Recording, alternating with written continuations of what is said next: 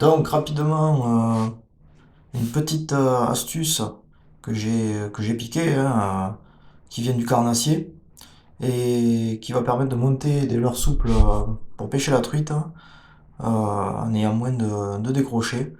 Parce que régulièrement les truites sur leurre souple prennent un bout comme ça. Et donc on a souvent des ratés à cause de ça. Alors vous allez voir, hein, c'est un montage très simple et très rapide. C'est ça qui est cool aussi, on peut même le faire au bord de l'eau. Et ça nécessite pas beaucoup de matos. Donc on va avoir besoin de têtes plombées à hampe assez courtes. Moi je suis parti sur des décoils SV52, mais n'importe quelle marque fait l'affaire, hein, à partir du moment où la hampe est courte. Ça c'est important pour pas brider la nage du leurre. Tac. Parce qu'on aurait toujours tendance à rallonger la hampe pour avoir moins de décrochés, mais le problème c'est qu'après notre leurre nage plus tout simplement. Voilà, voilà. Alors on commence par monter sa tête plombée de manière tout à fait classique. Hop. Alors, hop. Voilà. Donc là on voit vraiment pourquoi il est compliqué pour la truite d'aller attraper l'hameçon. Hein. Donc si elle vient sur le côté, pas de problème. Si elle est bien énervée ou qu'elle est grosse, pas de problème non plus.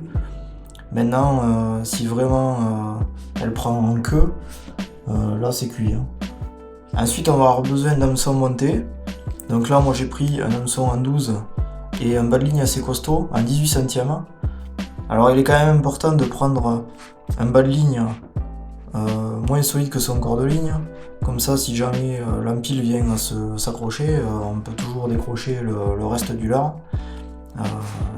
sans que la ligne casse. Voilà. Donc ensuite, on va avoir besoin d'une aiguille à bouillette. Alors, l'aiguille à bouillette, c'est le même principe qu'une aiguille à locher. Hein. Une aiguille à locher, d'ailleurs, ça marche aussi. Là, l'avantage, c'est qu'en plus, on a un petit crochet qu'on va pouvoir venir fermer avant de repasser la ligne dans le leurre. Et dernier instrument, un bon vieux coupe-fil. Donc, coupe-fil ou ciseaux, peu importe. Allez, on commence. Alors, on vient chercher un morceau de notre bas de ligne ici. Environ 10-15 cm. Hop. Et ensuite, on va venir regarder où est-ce qu'on veut qu'il soit positionné. Donc, ça peut être dessous, sur le côté, dessus, en fonction de là où vous pêchez, de comment vous le sentez, peu importe. Moi j'aime bien le mettre dessous, mais c'est vrai que si on pêchera le fond, c'est peut-être mieux dessus. À voir. Alors là il faut repérer la longueur à laquelle on le positionne par rapport à l'œillet. Voilà. Hop. Je garde bien mon doigt dessus, je pince. Ça me fait un pli. Et on va devoir faire une boucle à cet endroit. Alors la boucle n'a pas besoin d'être grande. Hein. En ce qui concerne le nœud de la boucle, je vous laisse chercher par vous-même. Hein. C'est vraiment la boucle standard, hein, donc ça se trouve facilement sur internet. Je viens couper l'excédent. Et j'obtiens mon empile. Reste à la montée sur le leurre. Donc là c'est tout con, ça va aller très vite. Je reprends mon leurre et l'aiguille à bouillette. J'entre là où le fil devra sortir. Et je sors où le fil devra rentrer.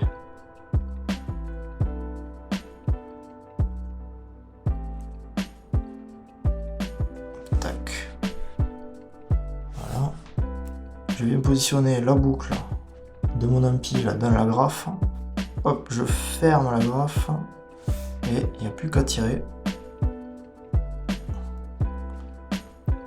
Hop. Et je positionne maintenant ma boucle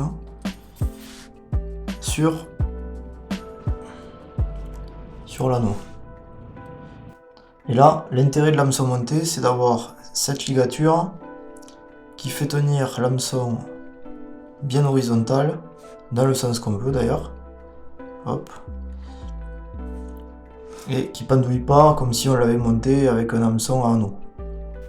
Et vous pouvez voir, la nage du leurre n'est pas du tout bridée. Voilà, voilà. Alors voilà, un montage assez simple qui va permettre de toucher plus de poissons en milieu dégagé. Alors évidemment, en milieu encombré, on va plus privilégier quand même le montage texan. Maintenant, ça reste quand même un montage qui va causer beaucoup de décroches. Donc moi je le réserve plutôt pour les milieux quand même vraiment encombrés. Aller chercher les truites vraiment sur les bordures ou au fond dans les racines ou dans les algues. Voilà.